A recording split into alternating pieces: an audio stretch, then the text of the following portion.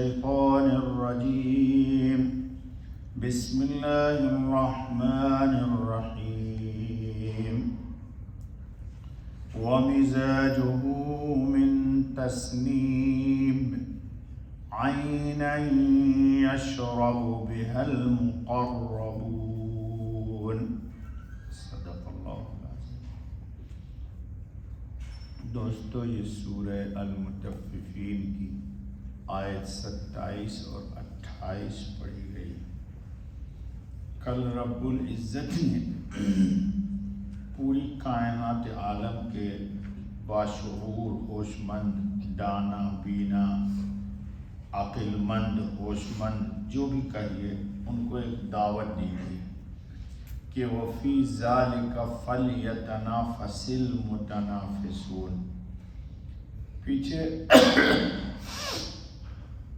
جنتیوں کی کچھ علامت بتائی گئی تھی، تو اللہ نے کہا تھا کہ اگر حرص کرنا ہے، لالچ کرنی ہے، دل میں کوئی حوق اور طلب رکھنی ہے، تو اصل کامیابی وہ ہے جو اللہ نے کہا ہے۔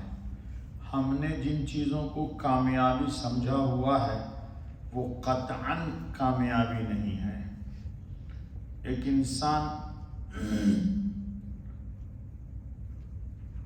اپنی منزل کی تعین میں دھوکہ نہ کھائے۔ پیسہ کما لینا کامیابی نہیں ہے، یہ تو استغفر اللہ ثم استغفر اللہ، وہ جو جسم فروشی کرتی ہیں وہ بھی کما لیتی ہیں جی۔ تو کامیابی یہ ہے کہ اللہ خوش ہو جائے اور بندے کو اللہ خدا بندے سے خود پوچھے، بتا تیری رضا کیا ہے۔ تو اللہ نے کہا اس طرف سبقت کرو، اور انسان ہیں ہم، کبھی دھوکہ لگے تو چوتھا کلمہ پڑھ لیا کرو، لا الہ الا اللہ وحدہ لا شریک لہ لہ الملک ولہ الحمد جی، یحیی و یمیت بیدہ الخیر وہو علی کل شیء قدیر۔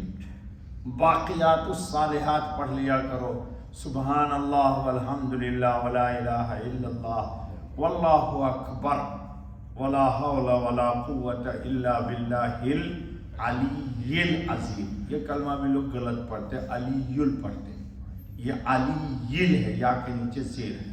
خیر، اللہ کہتے ہیں کہ یہ جو سبقت کرنے کے لیے میں نے کہا ہے تم کو حرص و لالچ کرو، وہ کیا ہے ذرا سنو۔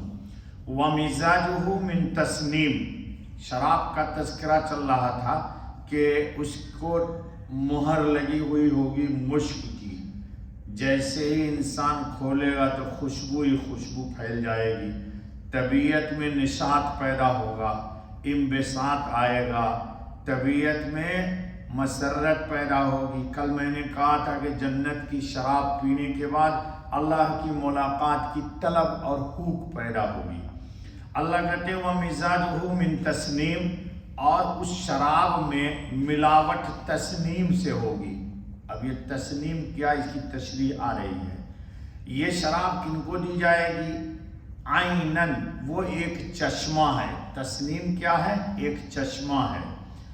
یشرب بہل عینن یشرب بہل مقربون، وہ ایک چشمہ ہے جس سے پیتے ہیں نزدیک والے مقربین بارگاہ رب العزت۔ اللہ ہمیں اپنا مقرب بنا لے، اور ہمیں بھی اللہ فیصلہ مقرب بننے کا کر دے۔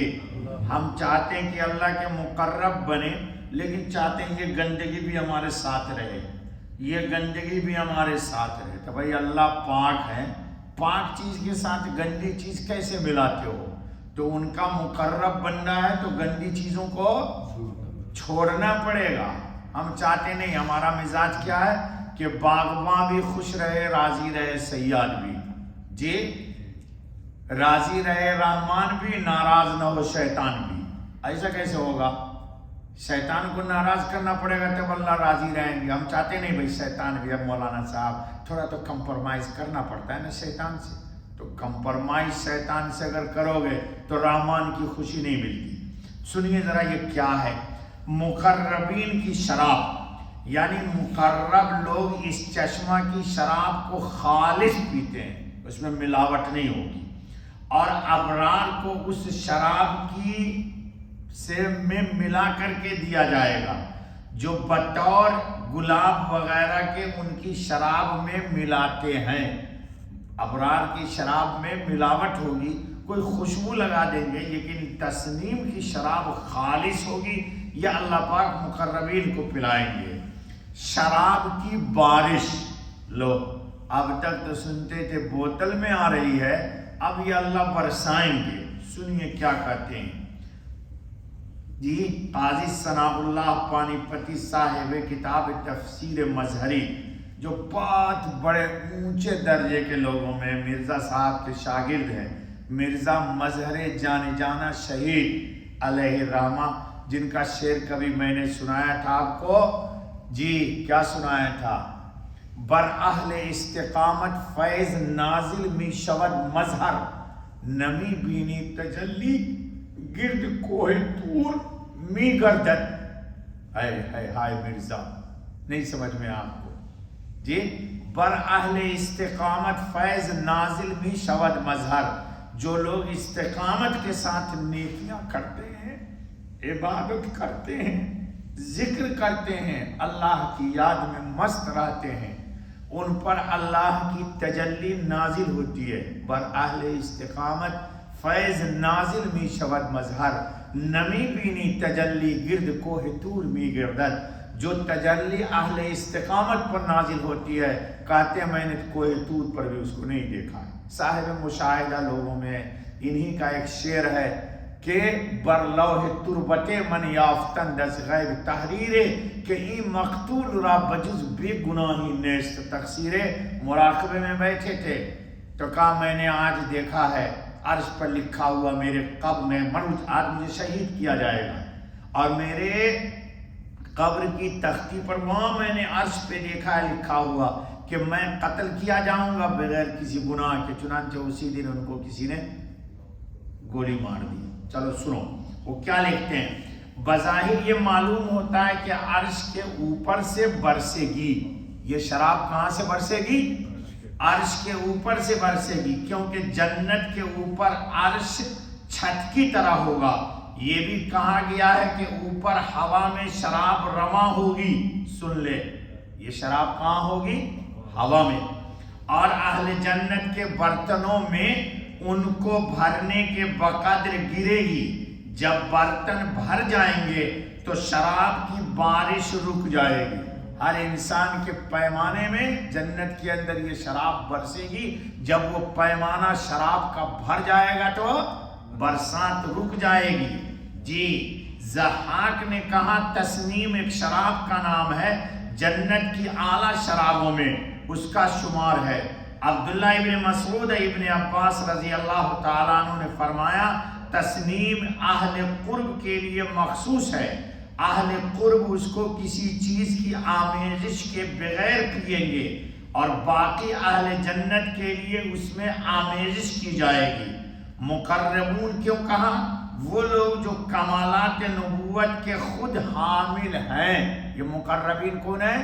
یعنی نبی کے فکر و نظر کے تابع اپنی فکر و نظر کو بنا دیا، وہی سوچ اس کی ان کی ہوتی ہے جو نبی نے سوچا تھا، وہی فکر ان کی ہوتی ہے جو نبی کی فکر میں، یعنی اتنا اتحاد پیدا ہو گیا۔ یا انبیاء علیہ السلام کی معرفت ان کو وہ کمالات حاصل ہوئے، یعنی صدیق، گویا اہل قرب سے مراد ہے انبیاء اور صدیقین۔